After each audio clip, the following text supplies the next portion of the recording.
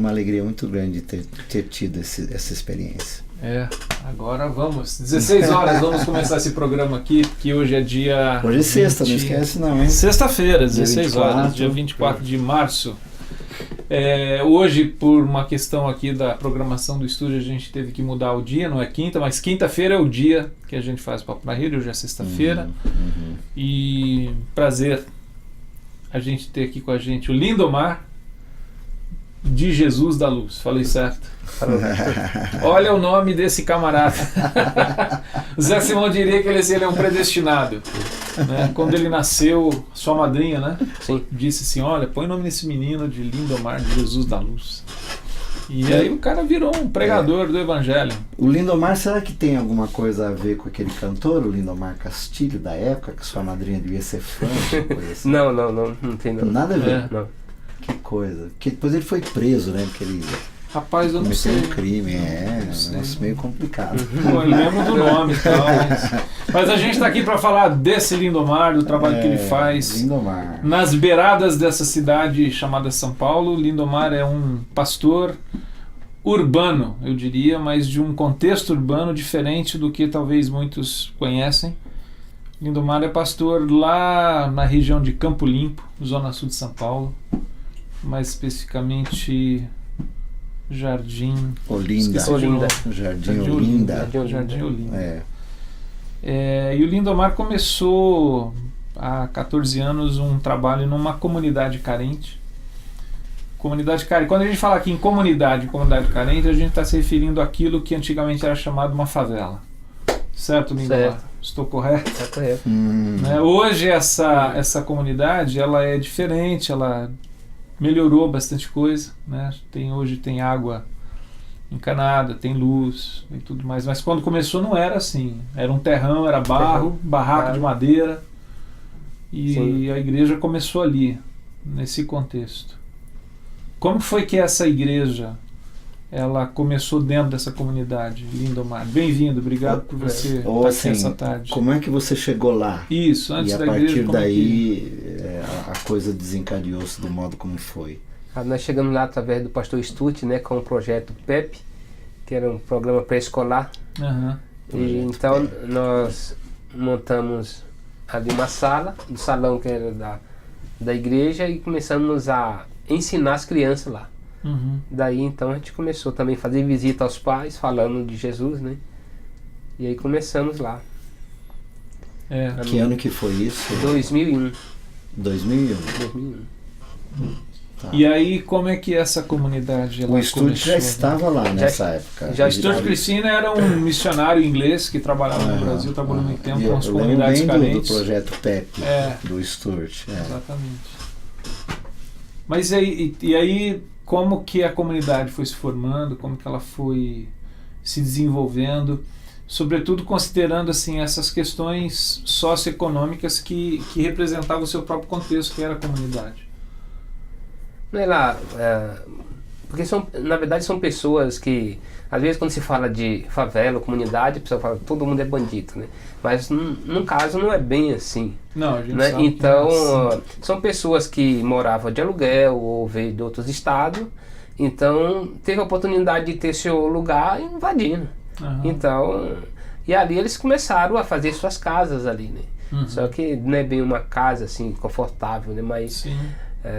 e aí veio um parente de um lado ou de outro e se formaram ali e começaram a sua vida ali, mas e aí entramos com um projeto oferecendo para eles algo que fosse assim viável, né? Porque essas pessoas também não têm condição de pagar a creche, né? Então a igreja já ajudou muito, porque certo período já tomava conta do seu filho, né?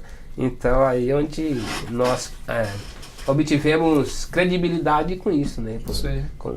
Com o projeto e tá até hoje. Me diz uma coisa para entender. Você falou que o começo da comunidade é o começo como a gente conhece mais ou menos. Mas hoje, por exemplo, o que há de legalizado naquele local? Quer dizer, o governo reconhece aquilo, a prefeitura reconhece aquilo, tem uma legalidade mínima ou ainda os que moram ali são considerados invasores, coisas do tipo? Não, hoje já estão tudo legalizado já. Uhum. Hoje cada um tem sua escritura da sua propriedade. A comunidade passou por um processo de urbanização. Sim, passou. Né, nesse tempo. Sim. Então, que trouxe assim, melhorou as condições das pessoas habitarem naquele contexto, naquela comunidade. Melhorou e muito. Eu lembro bem no começo, quando eu cheguei, eu acho que lá algumas vezes, ainda não tinha, acho que não tinha implantado todo esse contexto de urbanização. E hoje, como que está, é muito diferente, realmente. Sim, aí teve uma parceria do projeto Arrastão, que é um projeto social também, e onde o governo dava material junto com outras pessoas e os moradores iam dando acabamento nas suas casas, né? Tá. Então, por isso que lá teve um avanço muito grande. Que antigamente era chamado aquele esquema de mutirão, não? Sim. Que esse projeto Arrastão hoje tem um nome assim que é as casas hoje são todas de alvenaria. Agora, Lindomar, como que é... Essa é uma pergunta que eu fiz no carro quando a gente estava vindo para cá. O tema do programa que a gente deu hoje é o Evangelho da Periferia. É evidente que a gente sabe que o Evangelho ele tem uma essência, que independente de onde ele está, ele tem essa essência, que tem a ver com a pessoa de Jesus de Nazaré e a reconciliação que Deus está fazendo com o ser humano através de Jesus. Né? Aliás, reconciliação já estabelecida na cruz. O que a gente precisa fazer é anunciar isso. Né? Deus está de bem com as pessoas. Agora, quando a gente fala de anunciar o Evangelho, a gente está aqui num bairro que chama Perdizes, aqui em São Paulo. Eu imagino assim, pregar o Evangelho aqui em Perdizes é uma coisa. Pregar o Evangelho numa comunidade como que você trabalha há quase 15 anos é diferente. O que é que muda nesse Evangelho que é anunciado na periferia? Porque onde você está ali no Campo Limpo é aquilo que a gente chama aqui em São Paulo da periferia da cidade. Né? Tá na borda dessa região mais central. Como é que é pregar o Evangelho lá? Eu acho que muda a abordagem, né, e a metodologia, porque eu estou num lugar mais estruturado, tem pessoas que estão buscando solução. E lá eu vou pregar o Evangelho para uma pessoa que acha que não tem mais solução. Então a gente leva o Evangelho para esse nível de pessoas. Então nós resgatamos pessoas que nem os parentes acreditavam que iriam ter uma saída para eles. Então esse Evangelho que a gente prega lá, de esperança. Né, buscando pessoas que realmente... Porque a mentalidade é que eu estou bem, eu estou com saúde e eu não preciso. Então quem precisa é fulano, né? Então é o outro lá que precisa, que está totalmente caído, né? Sim. Então... E o que é mais grave que você enfrenta lá, em termos de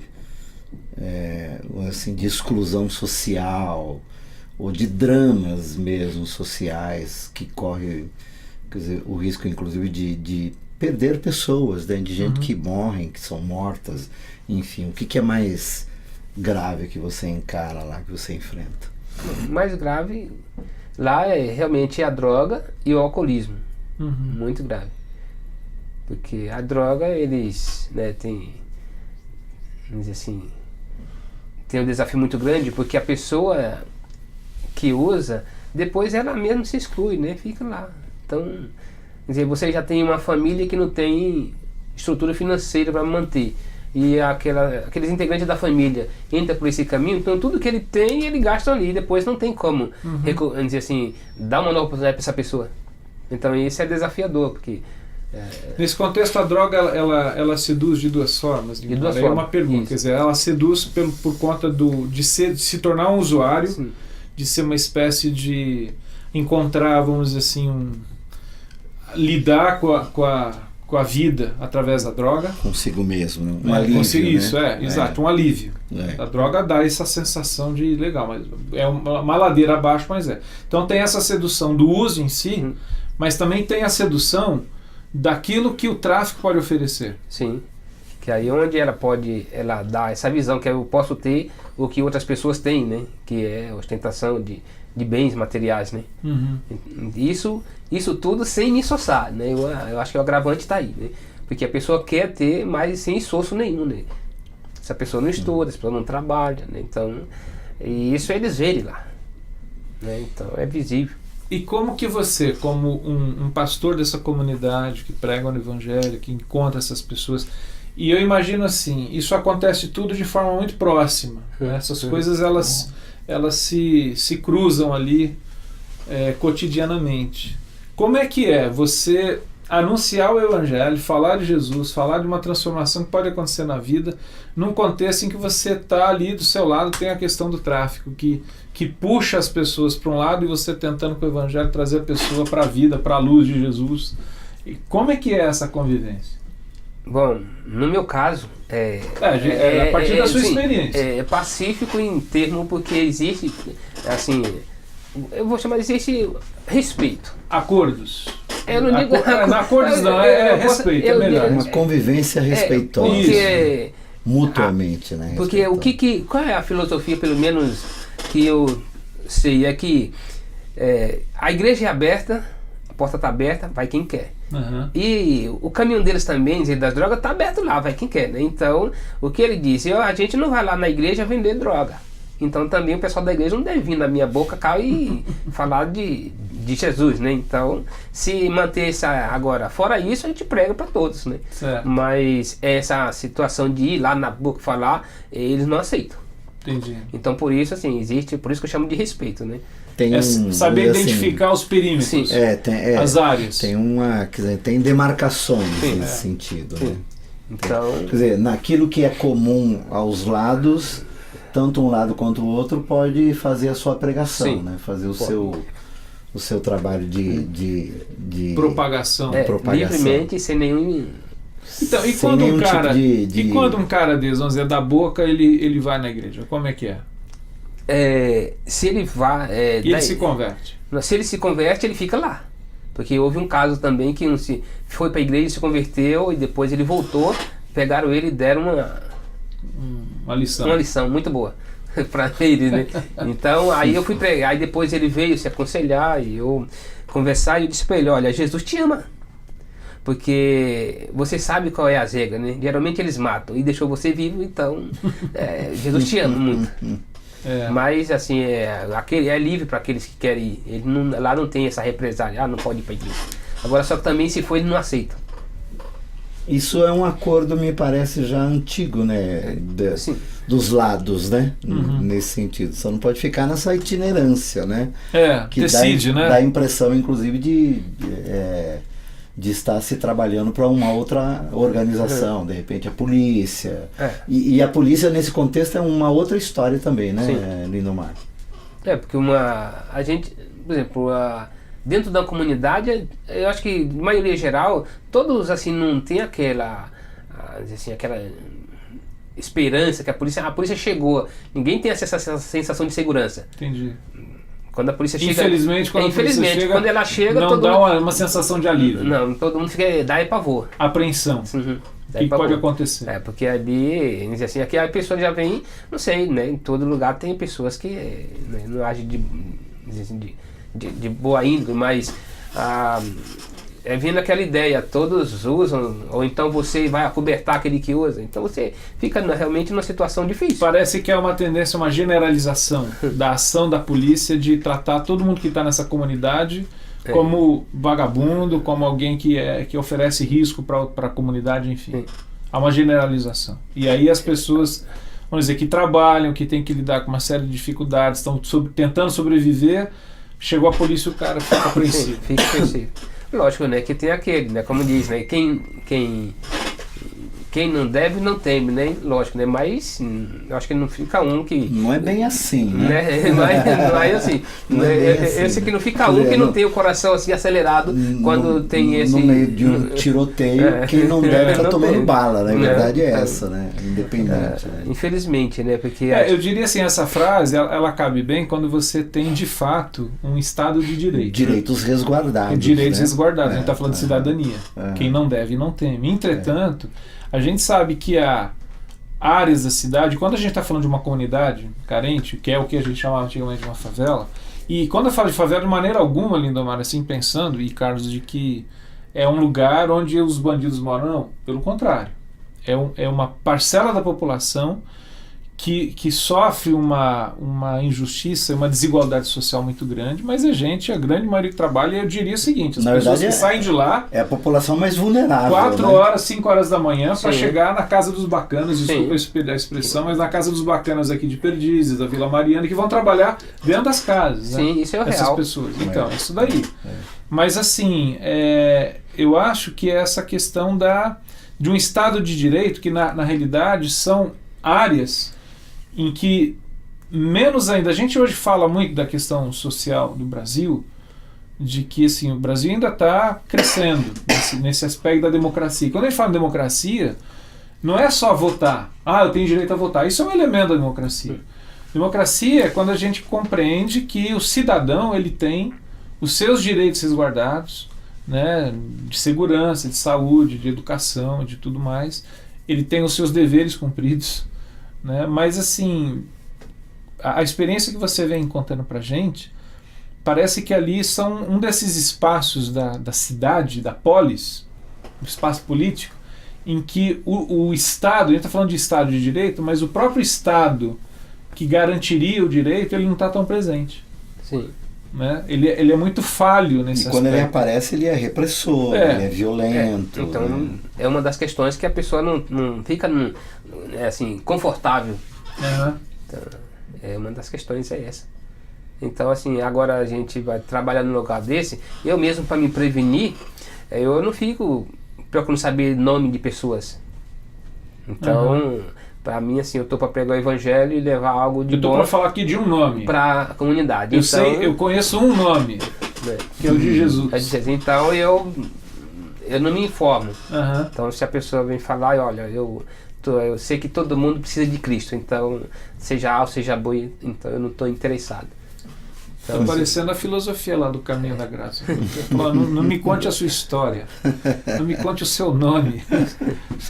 Você pode ficar aí à Pode vontade. ficar aí, cara. Ouça o que Jesus tem para te falar. Todos juntos nos expomos ao Evangelho. E o que o Evangelho fizer em cada um de nós será o resultado daqui por diante. Né? O que você viu, assim, num contexto que é tão difícil de labuta, de luta, nesses anos, são quase 15 anos, Lindomar, o que você viu assim que renova a esperança do seu coração no que você está fazendo, no trabalho que você está fazendo? Olha, uma das histórias ou assim, nossa, olha, coisas que... aquela sensação de que está valendo a pena.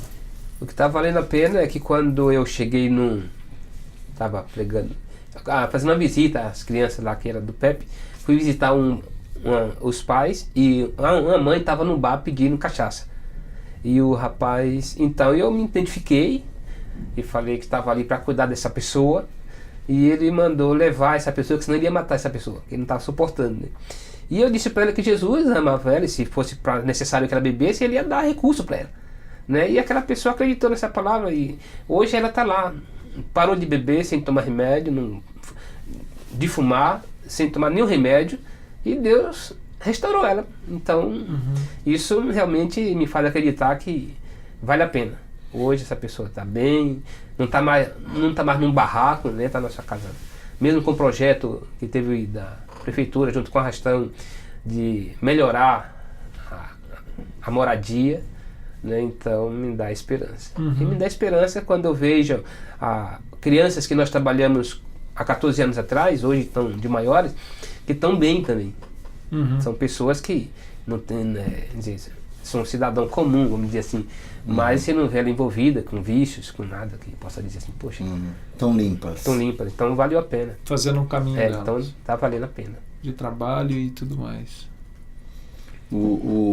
Assim, se esse, vamos dizer assim, se esse microfone que você está usando aí e essa câmera aqui fossem disponibilizados para você dizer algo que você gostaria de dizer, por exemplo, num tempo como o de hoje, no que você está vivendo lá, o que seria uma fala sua, vamos dizer assim, ou de convocação, ou de desafio, ou de esperança, enfim, qual é a mensagem que está dentro do seu coração que você diria para quem está ouvindo esse nosso programa aqui?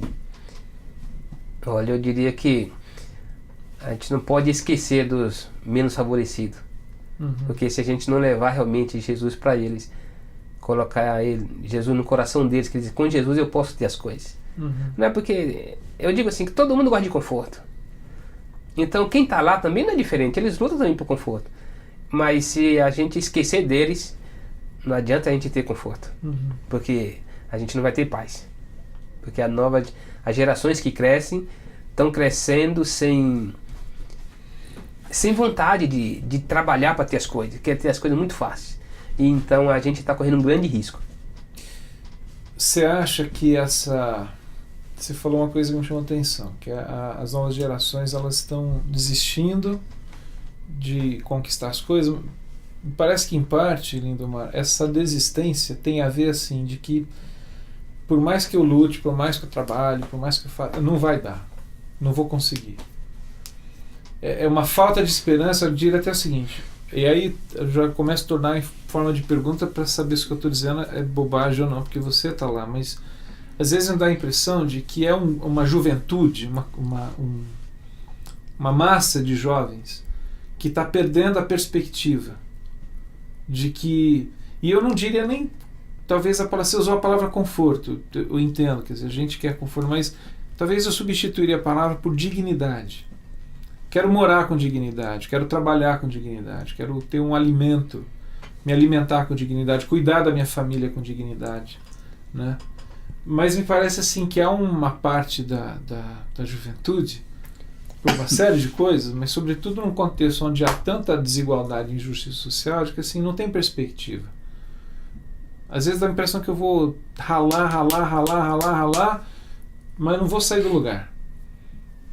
Eu estou falando meio bobagem ou é assim, não é assim, o que é? E esse é um desafio desse, assim, de que o Evangelho ele pode renovar a esperança.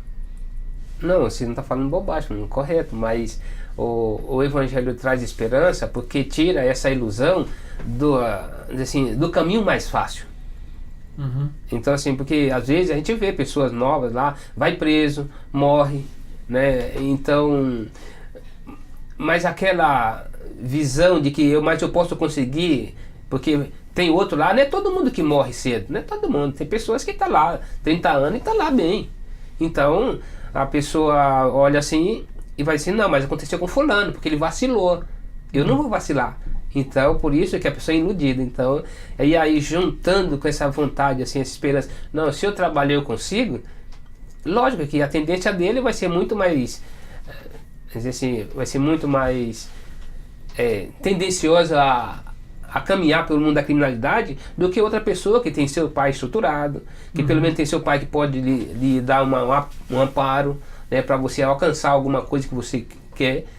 E é diferentemente daquele que olha para o pai e diz, meu pai chega em casa bêbado. Meu pai chega em casa, briga com a mãe porque a mãe falou que não tinha o alimento. Então é bem diferente. Então às vezes a criança vê ali o pai pegar em faca para agredir sua mãe. Isso porque já está alcoolizado e tudo mais, fora as outras coisas. Então para essa criança, ela vai olhar, se ela não tiver perspectiva de assim, eu posso mudar a história, dizer até da minha família, eu posso ser útil na minha família, ele realmente vai fazer o quê? Então ele vai entrar na criminalidade, 9 anos, 12 anos. E igual, por exemplo, eu estava vindo para a comunidade e um jovem me parou e me pediu um conselho se mataria uma pessoa ou não, porque devia R$5.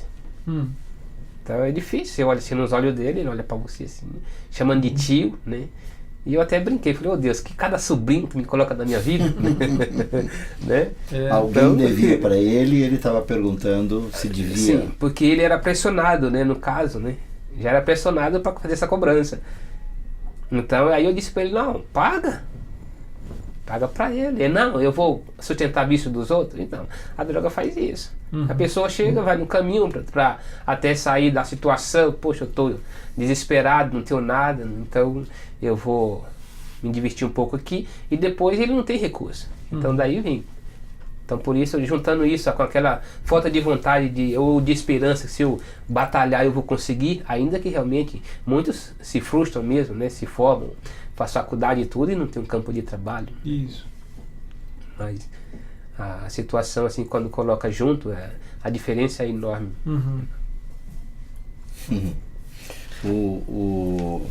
Assim, nesse aspecto, vamos pegar essa questão da tio, posso matar, devo matar, né? Você já viveu esse tipo de tragédia lá, assim, nesses 14 anos? Você perdeu gente, perdeu meninos, meninas que foram mortas, enfim, coisas mais graves desse ponto lá? Não, teve uns da igreja que já foram presos, mas morto não. Preso por ter se envolvido em questões ilegais. Sim. Quando a gente fala questão ilegal, geralmente é a questão aqui de tráfico? De tráfico, roubo. Então, mas, assim, essas tragédias, pelo menos lá no CSU, não. Agora já no Olinda teve. Que a igreja também veio do projeto ABA e foi formado pela comunidade também. Mas aí foi basicamente nessa época, era o pastor Claudio que era o pastor nessa época. Então, assim, mas é realmente muito, dói muito. Dói muito. Porque a gente se sente impotente, né, diante de tanto, eu vou chamar tanto desafio, né, porque você colocar algo na mente da pessoa que ele olha, não tem esperança. Então o desafio maior é dar esperança para aquele que não tem. Que aí eu vou voltar àquela questão que é diferente da que ele está buscando. Percebeu que não está dando certo, eu vou buscar ajuda. Então geralmente as pessoas lá não buscam ajuda.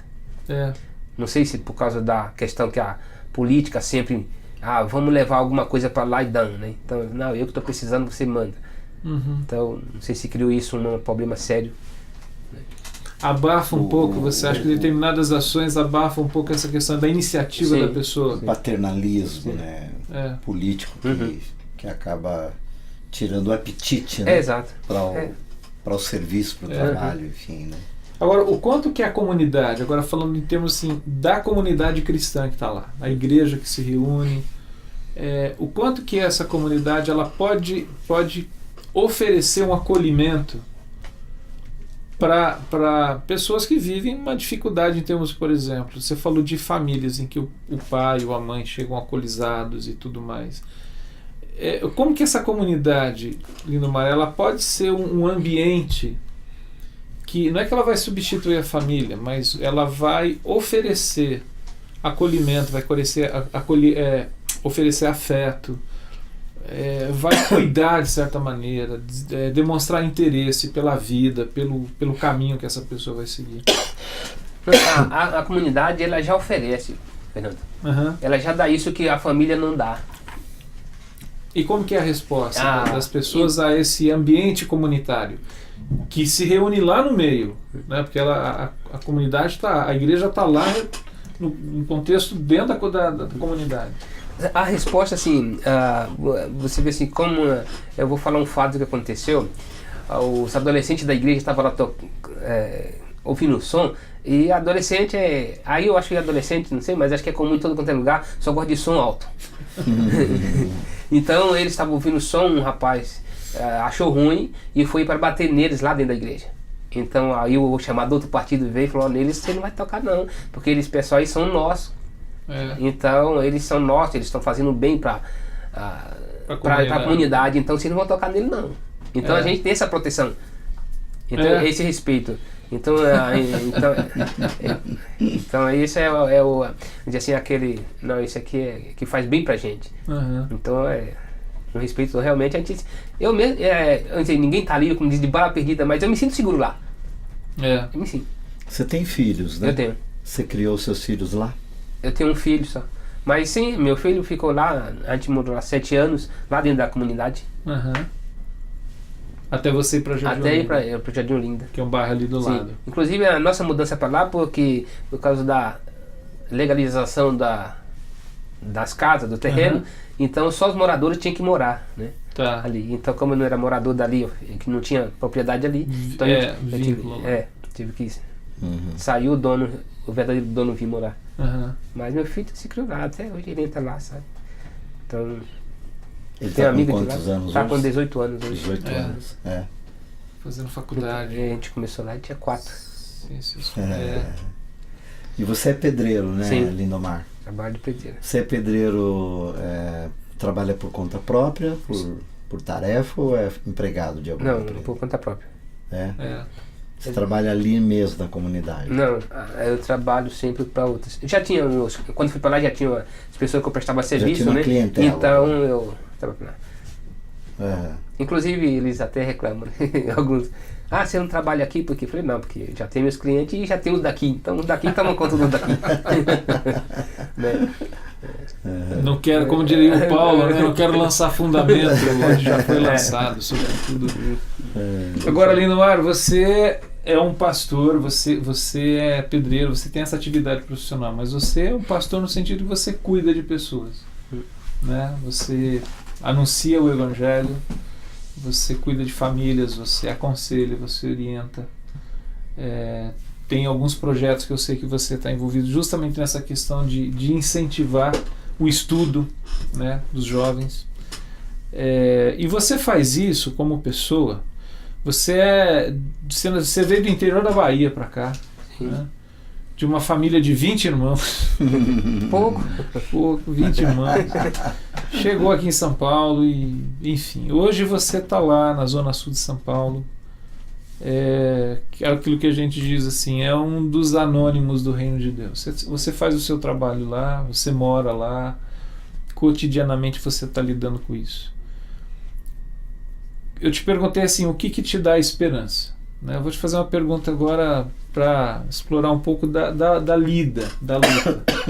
O que te cansa? Porque assim, você está lá. Quem conhece o Lindomar de Jesus da Luz?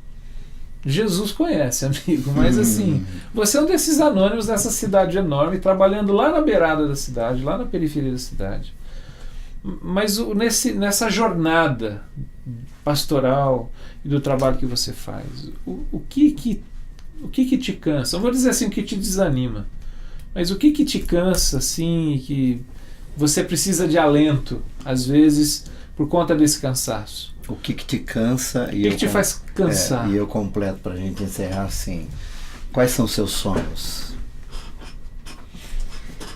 Olha, o que cansa, na verdade, é quando a gente trabalha com a pessoa e pensa assim, esse aqui eu já não preciso me preocupar mais. E aí depois ele volta ao zero. Aí cansa. Né? Mas e meu sonho é realmente ter realmente uma comunidade onde ela pode oferecer muito mais, pode criar muito mais expectativa para dizer assim, para pelo menos para os mais novos, né? Porque eu sei que alcançando os mais novos, os pais vão começar a ter esperança. Sim. Porque muitos pais não têm esperança. Então isso é meu sonho. Chegar a uma comunidade onde a pessoa possa ali chegar ali e dizer assim, realmente aqui é um lugar que eu posso ficar. Lá já é um lugar onde eles possam dizer isso, mas eu queria muito mais. Né? Nosso espaço é pequeno, então eu queria um espaço maior. Pelo que eu entendo, a sua expectativa então é continuar lá. Sim. Seu sonho tem a ver com essa expectativa. Sim. De continuar lá. Essa comunidade. Servindo desse modo. Sim. Que bom, eu digo assim, por favor, não saia de lá. Não saia de lá. Até porque, quando você falou que o que te desanima é você trabalhar com alguém e ter aquela impressão que ele... Usando uma linguagem de Jesus, lançou mão do arado. Mas assim... As nossas contabilidades, nesse sentido, elas são sempre muito falhas, né? Deus tem uma outra contabilidade, né, que está sendo construída para a eternidade, né? E é óbvio que desses 14 anos tem nomes e situações que passaram por você, você não se lembra mais, mas elas não são mais as mesmas. Porque na contabilidade do Senhor, essas coisas, ele tem um outro aferidor, né? Tem um outro jeito de ver, né? O Henry Nouwen, que é um autor que a gente gosta muito de ler, ele fala uma coisa interessante, que a gente, na presente vida, a gente nunca vai ter consciência daquilo que Deus fez frutificar através da nossa vida. A gente só vai conhecer isso, não como mérito nosso, mas como aquilo que o Senhor fez através de nós, na eternidade. Então acho que isso que o Braga está falando tem a ver com essa questão, Lindomar. Acho que são quase 15 anos em que, talvez assim, pelo fato de você estar ali cotidianamente, algumas coisas passam batidas, mas fez diferença. Né? Fez diferença. Que Deus dê força para esse seu sonho de ver. E sobretudo com a juventude, que eu acho que é a grande questão nessa questão das periferias da cidade. Até a título de testemunho da minha parte, eu encerro assim. Eu comecei o meu trabalho pastoral também numa periferia. Meus filhos nasceram lá. E essa semana nós fomos sepultar uma daquelas heroínas, né, daqueles dias, uma senhora com 94 anos, e eu tive a chance de rever. Eu estou falando de acontecimentos para mais de 33 anos, que é o tempo que eu estou no serviço pastoral, quase que de tempo integral, né? E eu tive a chance de encontrar meninos e meninas que eu apresentei, e algumas meninas que carregaram meus filhos no colo, que deram acolhimento para os meus filhos. E os nossos abraços trocados na quarta-feira foram dos mais afetuosos abraços que eu já recebi na minha vida. De gente que eu não sei mais o nome, inclusive, de alguns. Que vieram falar comigo, Fernando. Que eu não sei mais o nome. Né? Mas é isso que eu estou dizendo. Né? A contabilidade de Deus no que diz respeito à criatura e o modo como Ele quer trazer todos de volta é uma outra história. Você faz parte dessa conspiração para o bem lá. Não tem dúvida quanto a isso. É isso aí. Tá bom, e obrigado porque você veio hoje aqui para poder conversar um pouquinho com a gente, Lindomar. Deus continue te guardando, abençoando você, sua família, sua comunidade lá em CSU, região do Campo Limpo. Mas eu queria também aproveitar e dizer obrigado, Fernando, né, pela a igreja abraçar também aquele projeto lá no CSU, porque isso também dá um testemunho muito grande, e nisso eles viram o amor de Deus, porque são pessoas diferentes, de nível diferente, ou de localidade diferente, né? Mas que tá com o coração lá. Então a gente também, isso também nos motiva também. É isso aí. Com certeza. Isso é o reino. Amém. Isso aí. Pessoal, até a próxima quinta-feira, se Deus permitir. Já é maio, né? Aliás, é véspera de feriado. Quinta vai ser o dia 31, né? Acho dia 30, né? 30 de abril.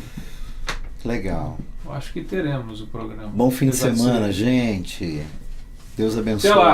Tchau. Dani.